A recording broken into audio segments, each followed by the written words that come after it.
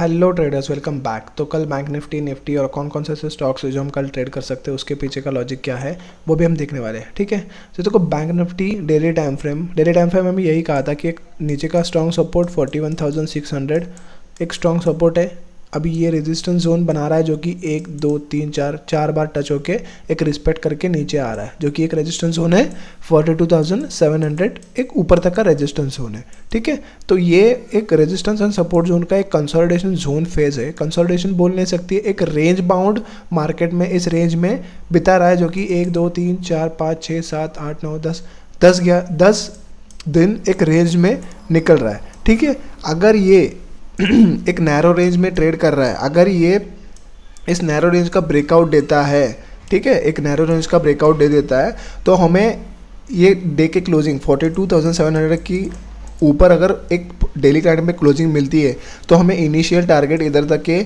मिल जाएंगे। ठीक है, फाइनल टारगेट इधर कर, इनिशियल टारगेट हम इधर तक का प्लान कर सकते हैं, और अगर क्लोजिंग भी हो जाती है तो हम एक ओवरनाइट पोजीशन भी प्लान कर सकते हैं गैप अप के लिए। ठीक है, तो ये प्लान रहेगा। चलो, ये आगे का प्लान है, इतना कुछ नहीं है। ठीक है, तो यही प्लान रहेगा। तो चलो 15 मिनट्स में देख लेते हैं हम उसको कल इंट्राडे के लिए कैसे प्लान कर सकते हैं।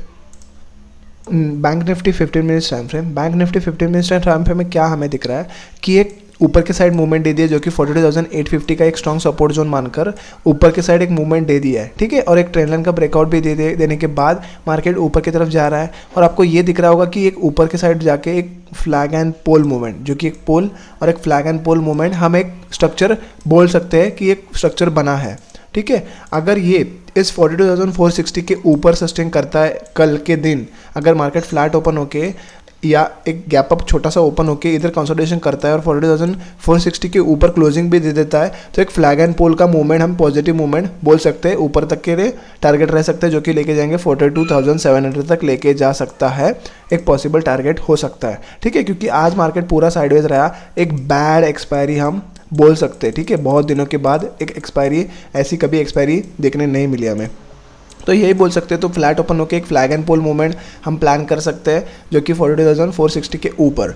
अगर मार्केट फ्लैट ओपन होके इस 42,260 लेवल के नीचे एक स्ट्रॉन्ग क्लोजिंग दे देता है, तो हमें नीचे तक के टारगेट मिल सकते हैं, जो कि 42,150 तक लेके जा सकता है। अगर बहुत बड़ा गैप डाउन ओपन होके एक स्ट्रॉन्ग पॉजिटिव कैंडल बनाता है, एक हैमर कैंडल नहीं तो एक मारुबुजू कैंडल बनाता है, तो हम क्रॉस करने के बाद एक 1:2-3 मिनिमम टारगेट रखकर प्ले कर सकते हैं, क्योंकि यहाँ पे जो call writers and put writers लेके गए होंगे तो सुबह सुबह वो शॉर्टिंग की पोजीशन, शॉर्ट कवरिंग की पॉसिबल हो सकता है, इसलिए पॉसिबल मूवमेंट अपसाइड मिल सकता है अपन को, पर सिर्फ पॉजिटिव कैंडल बननी चाहिए एक बहुत बड़े गैप डाउन के बाद।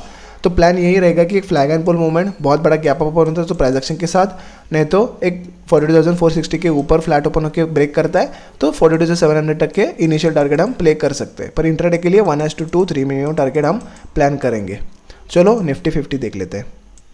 तो Nifty 50 daily time frame, Nifty 50 में ये एक बैंक निफ्टी जैसा एक जोन बना रहा है, जो कि 18,300 और 17,700 का एक नैरो रेंज बना रहा है। ठीक है, हम एक नैरो नहीं बोल सकते, एक बहुत बड़ा रेंज है। बैंक निफ्टी का एक स्मॉल अच्छा एक रेंज है, पर इसका थोड़ा सा वाइड रेंज है, पर है एक डब्ल्यू पैटर्न के लिए ये प्लान कर रहा है। एक डब्ल्यू पैटर्न का कंप्लीट करने के लिए एक थोड़ा सा टारगेट मूवमेंट बचा है, जो कि 14,300 तक मार्केट लेके जा सकता है। ठीक है, ये ओवरऑल मार्केट रह सकता है, और 17,700 के नीचे एक ब्रेकडाउन लेवल है, और 18,300 के ऊपर या 250 के ऊपर पॉजिटिव क्लोजिंग देती है तो हम एक रैली के लिए, छोटा सा रैली के लिए एक्सपेक्ट कर सकते हैं।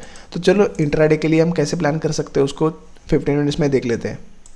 तो Nifty 50 15 minutes time frame, Nifty 50 15 minutes time frame में हमें यही दिख रहा है कि एक बाय एंड डिप्स के जोन में मार्केट चल रहा है, और मार्केट आज पूरा दिन साइडवेज मूवमेंट रहा, एक गैप डाउन ओपन होके ऊपर गया, और कल का एक सपोर्ट जोन था 18,150 को रिजेक्शन मानकर मार्केट उसी की तरह एक 25-30 पॉइंट के मूवमेंट में घूम रहा था, जो कि एक बैड एक्सपायरी कही जाएगी आज के दिन। तो प्लान यही रहेगा कि अगर मार्केट एक छोटा सा फ्लैट ओपन होता है और 18,180 और 18,150 ये भी एक कंसोलिडेशन जोन है, अगर 180 के ऊपर मार्केट सस्टेन करता है एक पॉजिटिव कैंडल के बाद 15 मिनट्स, तो हमें ऊपर तक के टारगेट मिल सकते हैं, जो कि लेके जाएंगे 18,200 तक और 18,250-240 तक। ठीक है, तो ये टारगेट रहेंगे अपसाइड के लिए। अगर मार्केट फ्लैट ओपन होके 18,070 को ब्रेक करता है नीचे, तो हमें 30 पॉइंट की फिर से 40 पॉइंट्स की फिर से रैली नीचे के साइड मिल सकती है और नीचे तक के टारगेट हमें ओपन हो जाएंगे, ठीक है, जो कि 18,000 तक भी लेके जा सकता है। तो ये प्लान रहेगा फ्लैट ओपन होगा तक। अगर मार्केट गैप अप ओपन होता है और 18,180 के यहाँ ओपन होता है तो ये कंसोलिडेशन जोन में एक 15-20 मिनट एक आधा घंटा सस्टेन करने के बाद मार्केट ऊपर ब्रेकआउट दे देता है, तो हमें एक ऊपर के साइड मूवमेंट मिल सकता है जो कि 1:3 मिनिमम इंट्राडे के लिए हम टारगेट रखकर प्ले कर सकते हैं उसको।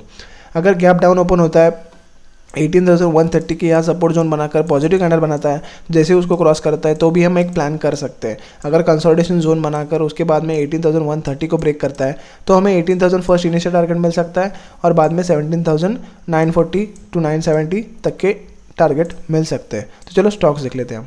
तो पहला स्टॉक्स हमारे पास अदानी एंटरप्राइजेस। अदानी एंटरप्राइजेस में हमें देख रहे हैं कि एक स्ट्रॉन्ग सपोर्ट जोन था, सॉरी एक ब्रेकआउट लेवल था 3500, एक ब्रेकआउट लेवल था स्ट्रॉन्ग जो कि इधर कंसोलिडेशन किया, उसके बाद में एक 3500, 300, 600 का ब्रेकआउट देने के बाद ऊपर के साइड रैली किया, कंसोलिडेशन किया, फिर एक ब्रेकआउट देके फिर एक रैली नीचे आ गई, एक रिटेस्ट किया, फिर से डाउन साइड आ रहा है और 3500 का एक नीचे एक शार्प क्लोजिंग मानी जा रही है, ठीक है। एक शार्प क्लोजिंग नहीं बोल सकते क्योंकि एक डोजी कैंडल बना रहा है, पर उसके टारगेट्स अभी तक बाकी है, जो कि ब्रेकडाउन के टारगेट्स अभी तक बाकी है, जो कि लेके जा सकता है हमें 3,350 तक लेके जा सकता है, ठीक है। उसके टारगेट अभी तक बाकी है। अगर कल फ्लैट ओपन होता है और आज के लो को ब्रेक करता है, 15 मिनट सस्टेन करता है, तो हमें इनिशियल टारगेट मिल सकते हैं जो कि 3,350 तक हम टारगेट रख सकते हैं, ठीक है। तो आज का मार्केट बहुत साइडवेज था, तो ज़्यादा कोई स्टॉक्स ऊपर ब्रेकआउट या ब्रेकडाउन नहीं दे रहे थे, इसलिए एक ही स्टॉक्स हमने पिक किया है, ठीक है। आज के लिए इतने, मिलते हैं हम नेक्स्ट वीडियो में, तब तक के लिए बाय बाय।